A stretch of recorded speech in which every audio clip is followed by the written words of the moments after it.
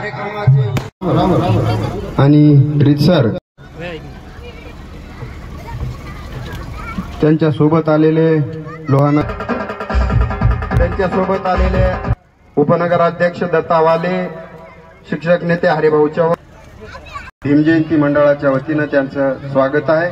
आणि आताच लोहा कंधार विधानसभेचे कर्तव्यदक्ष आमदार बाजीराव खिल्लारे यांना विनंती स्वागत।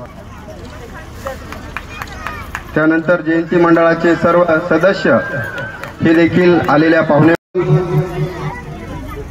केशवरावजी मुकदम साहेब त्यांचं स्वागत करत आहेत।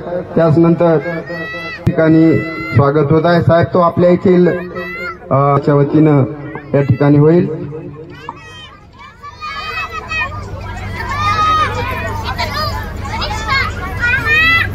आणि